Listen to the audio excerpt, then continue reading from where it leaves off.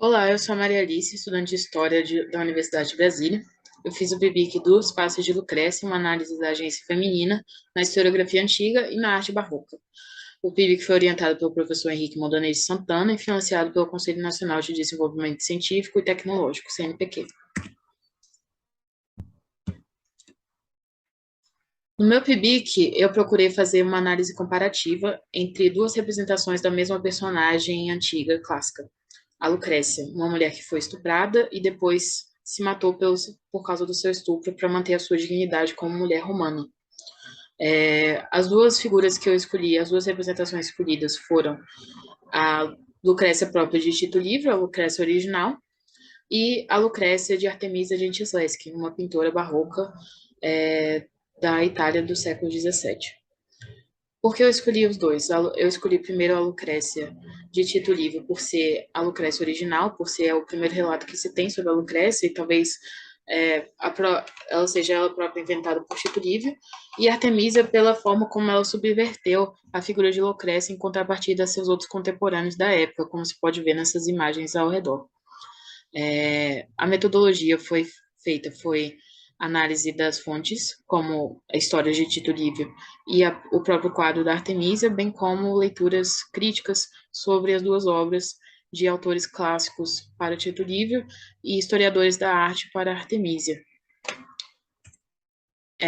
O que se percebeu muito fazendo essa pesquisa foi que os dois, os dois autores, tanto o Tito Livio quanto Artemisia, usaram muito de uma recepção para evocar os seus objetivos sociais ao retratar Lucrécia.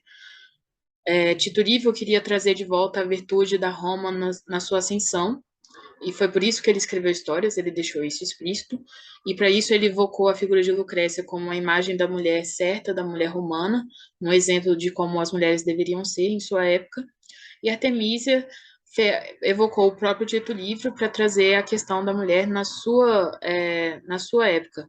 Na sua época estava começando a surgir a Querelle des Femmes, e a figura de Lucrécia estava sendo amplamente difundida por outros artistas como uma reprodução do que Tito Livre queria, de ser a representação de uma mulher submissa e uma mulher vítima, uma mulher que não deixaria seu feminino ser destruído por uma violação.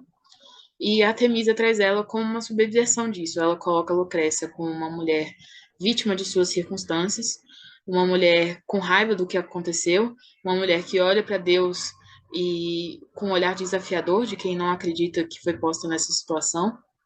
Então, os dois colocam Lucrécia como um veículo de suas narrativas sociais, de suas percepções sociais do mundo ao seu redor.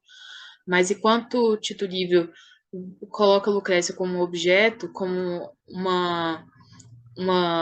um símbolo de virtude feminina e um veículo para acelerar a história da queda da monarquia romana, Artemisia coloca Lucrécia como o centro das atenções. Ela está sozinha, indagando, prestes a fazer o ato do suicídio.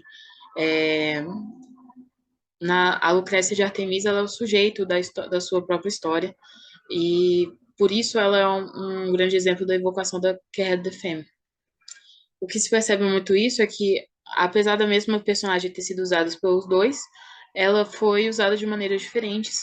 Isso se fez graças à análise de gênero feita pela Artemisia, tanto nessa obra como em várias outras que são discutidas no PIBIC.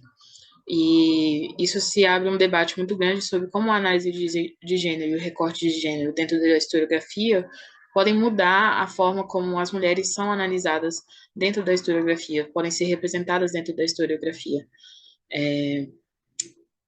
Podem ser vistas como objeto em Tito Livre ou como sujeito em Artemisia. É isso, muito obrigada.